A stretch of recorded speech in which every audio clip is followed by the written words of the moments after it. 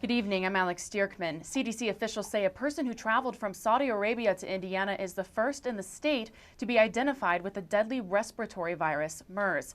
CDC and the Indiana State Department of Health are conducting a joint investigation into the case. The person with the virus is a health care provider who was recently practicing in Saudi Arabia when the virus was first identified in 2012.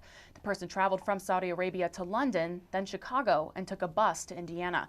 He or she was checked into the hospital April 28th. The CDC is not releasing the identity or gender of the patient or where he or she is hospitalized. Officials say the patient is in stable condition and requires life support. In a press conference, they added they do not believe the virus is easily spread. Indiana's federal No Child Left Behind waiver could be at risk after the U.S. Department of Education indicated significant issues with the state's compliance. If Indiana were to lose its waiver, Hoosier schools would have to comply with federal accountability standards and would be at risk of losing federal education dollars.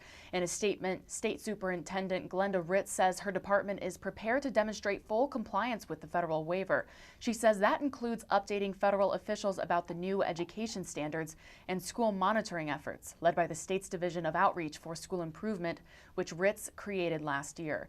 And an increase in the number of SUVs and trucks being sold in the U.S. has revved up the auto industry to a new high. Total car and truck sales hit nearly $1.4 million in April. That's up 8% from last year. And here's a look at the weather. Tonight will be mostly cloudy, 45 degrees as the low. And here's a look at the 5-day forecast. Saturday will be partly cloudy, 70 degrees is the high. 70 degrees also on Sunday and mostly cloudy.